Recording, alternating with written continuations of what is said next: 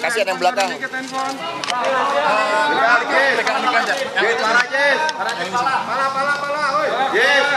Nah, saya duduk dikit.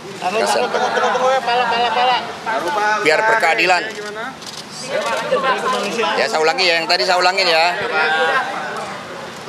Baik, terima kasih rekan-rekan pers.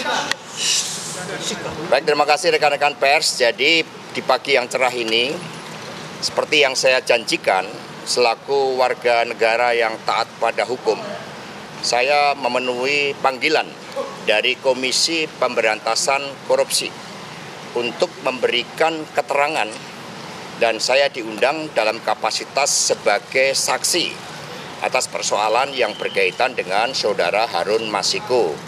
Saya akan memberikan keterangan dengan sebaik-baiknya, dan saya didampingi oleh penasihat hukum saya, ada Bung Patra Sen, ada Bung Roni, dan ada Bung Jo Tobing. Sehingga nanti setelah tugas sebagai saksi ini saya jalankan dengan sebaik-baiknya, saya akan memberikan keterangan pers dengan selengkap-lengkapnya.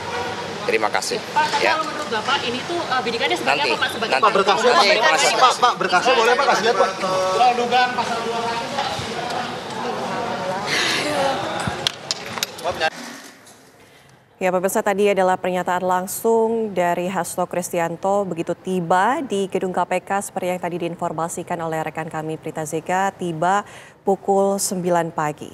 Penyidik KPK pemirsa ini memanggil kembali Sekjen PDIP Hasto Kristianto untuk diperiksa dengan kapasitasnya sebagai saksi pada hari ini, di mana Hasto sebelumnya memang pernah diperiksa sebagai saksi juga pada tahun 2020. Adapun kasus yang menjerat dengan Sekjen PDIP Hasto Kristianto sebagai saksi ini adalah saksi kasus dugaan suap terkait dengan pergantian antar waktu anggota DPR 2019 hingga 2024 dengan tersangka yang masih DPO hingga saat ini yaitu Harun Masiku. Kami harus jeda terlebih dahulu pemirsa, usai jeda kami kembali dengan Breaking News TV One sesaat lagi.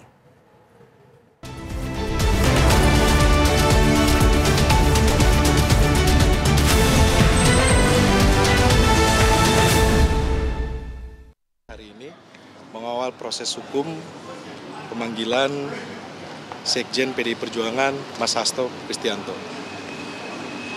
Yang kedua, kami hadir di sini sebagai warga negara yang baik. Sekjen PDI Perjuangan menghormati atas panggilan dari KPK dan kami kooperatif. Yang ketiga, kita sudah mengetahui bahwa proses persidangan dari para tersangka ini sudah diuji di persidangan. Dari tingkat pertama pengadilan negeri sampai kasasi. Dan di dalam putusan pengadilan menyampaikan tidak ada kaitan dengan Sekjen PDI Perjuangan Hasto Kristianto. Antara para tersangka dengan Sekjen PDI Perjuangan Mas Hasto Kristianto. Ini perlu kita garis bawahi. Maka ini yang perlu kita sampaikan kepada masyarakat agar bisa diketahui bersama. Selanjutnya akan disampaikan oleh rekan saya, Bung Patra. Terima kasih. Baik, saya hanya tambahkan saja ya. Putusan nomor 18. Ya, pemirsa, tadi adalah pernyataan langsung dari kuasa hukum Hasto Kristianto yang sempat mengatakan bahwa ini sudah diputus di pengadilan lalu, 4 tahun lalu, bahwa tidak ada hubungannya, tidak ada kaitannya dengan Hasto Kristianto dengan kasus yang menjerat Harun Masiku. Kita akan ajak Anda langsung berbincang bersama dengan Bojamin Saiman dari MAKI. Selamat siang. Selamat siang. Assalamualaikum warahmatullahi wabarakatuh. Waalaikumsalam. Dengan siapa ini? Ana di studio.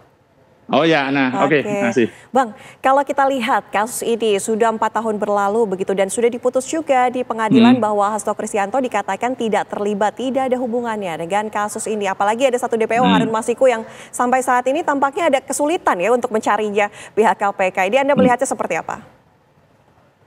Ya, tunggu dulu Ferguson kan gitu. Jangan kemudian merasa ini tidak ada kaitannya dan tidak ada hubungannya begitu. Kan tunggu semua fakta persidangan belum selesai.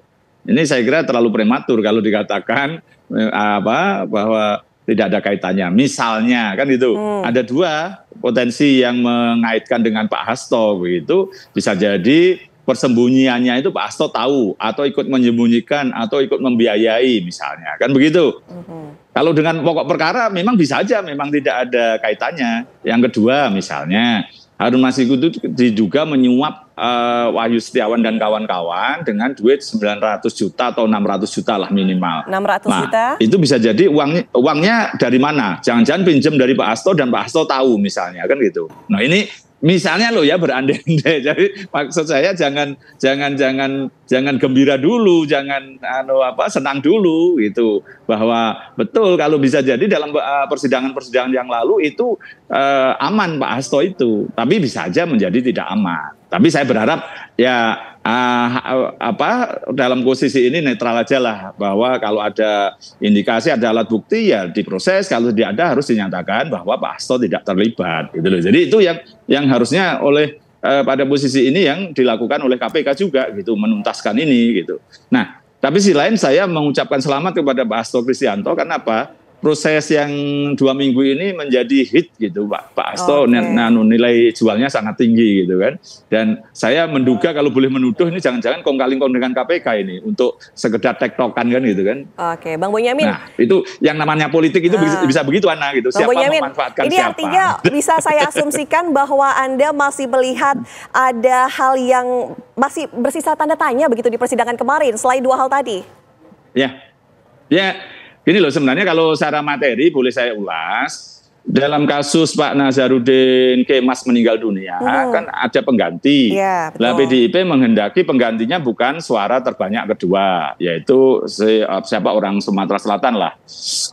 Dan kemudian pengen mengganti dengan Harun Masiku dan sudah dibawa ke Mahkamah Agung dan dikabulkan. Sebenarnya clear ini Harun Masiku, bahkan kalau dia muncul menjalani penjaranya ataupun tidak menjalani penjaranya, ngeklaim bisa loh masa jabatan sampai November ini, bisa mengeklaim, bahkan bisa ngeklaim gaji, sebenarnya itu haknya dia gitu. Karena secara hukum sudah selesai. Ini seperti Jamila, itu kan bukan suara terbanyak. Terus mungkin Partai Gerindra ada 4 lah, kalau tidak salah 3 atau 4 itu orang yang juga melakukan hal yang sama, tidak suara terbanyak, kemudian melenggang ke Senayan karena melalui jalur Pengadilan Negeri Jakarta Selatan. Nah kalau ini bahkan lebih tinggi Mahkamah Agung. Sebenarnya Harun Masiku sebenarnya berhak, tapi masalahnya kemudian dia entah tergoda, terprovokasi atau terpaksa ngasih duit kepada oknum di KPU dan segala anteknya. Itu loh. Masalahnya ini kan menjadi masalah pribadi. Kalau partai sudah clear karena memang berhak untuk mengganti siapapun sebenarnya. Kalau sekarang istilahnya kan komandete gitu, yang di Jawa Tengah suara-suara terbanyak belum tentu berangkat jadi DPRD dengan cara dibuat mengundurkan diri. Kalau nggak mau ya dipecat. Nah, dipecat kan punyakan anggota, berarti kan tidak berhak lagi bisa di PAW nanti kan. Jadi itu suatu yang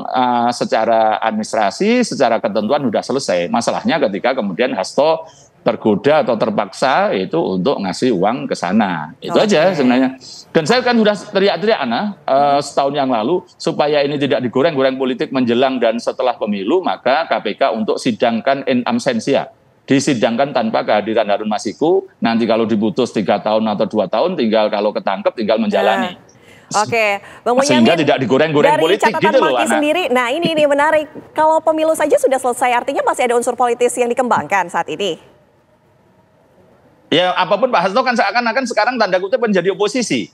Dan tanda kutip kan cerewet terus tiap hari kan gitu kan. Mengatakan pemilu yang tidak berkualitas, demokrasi yang segala macam. Dan ini saya oposisinya terhadap siapa Bang? Ya kalau saya ini kan seganteng-gantengnya saya kan pernah jadi politisi Orde Baru. Anggota DPRD termuda tahun 97. Jadi siapa memanfaatkan siapa? Nggak bisa. Nah, apakah KPK memanfaatkan Pak Hasto dan PDIP? Atau PDIP sekarang malah justru memanfaatkan KPK untuk mengkapitalisasi? Karena Pak Hasto itu namanya harum sekarang ini. Wah, sekarang oposisi diproses, dicari-cari salahnya. Sehingga nama ratingnya Pak Hasto bagus. Dan makanya tadi saya mengatakan selamat untuk Pak Hasto. Gitu loh. Jadi ada banyak kemungkinan begitu Maki melihatnya ada katakanlah ini sesuatu yang sudah dibuat-buat atau sesuatu yang memang belum selesai dari catatan persidangan sebelumnya begitu? Ya dua-duanya masih tetap masuk dari sudut pandang manapun. Belum selesai memang ini Harun Masiku belum tertangkap. Menjadi PR dari pimpinan KPK yang sekarang karena ini diawali pada saat mereka dilantik. dan kemudian pengen menuntaskan saat mereka mau selesai. Tapi ya bisa aja pimpinan KPK kan ada yang mau maju lagi supaya dapat kredit poin yang bagus, maka dia berusaha untuk memanfaatkan ini supaya terpilih lagi periode berikutnya. Nah, itu juga politis lagi kan, Nana. Jadi jangan dikira KPK pun tidak politis. Jadi ya saya seneng-seneng aja karena sebagai politisi semua orang juga bermain politik dalam tataran-tataran tertentu gitu. Dan ini justru itulah yang membuat kita semua untuk semangat melakukan inovasi, melakukan kerja-kerja terhadap negara, baik KPK, legislatif, DPR maupun juga eksekutif, presiden dan jajarannya, dan sekaligus penegak hukum nanti di situ. Karena apapun nanti bermuara kasus ini di penegakan hukum dan masyarakat semakin melek hukum. Gitu. Kita enjoy aja kok Ana ini. Kita berterima kasih dengan situasi ini. Yang menarik adalah KPK mengatakan ada informasi baru. Kalau kita tarik ke belakang sedikit di bulan Agustus 2023 sempat dikatakan bahwa mungkin Harun berada di Indonesia. Ini pernyataan langsung dari Kadif Hubinter Polri Irjen Krisnamurti. Dan Anda melihatnya seperti apa? Sudah 4 tahun. Ya, kan gitu. Pagi-pagi itu waktu masuk ke KPK, Pak Krisnamurti itu kan semangat untuk mengatakan ada informasi dan lain sebagainya. Tapi setelah pulang dan sore hari membuka video lama di bandara begitu. Nah, di situ mungkin kalau saya boleh menganalisa sebenarnya Pak Krisnamurti pengen nangkep.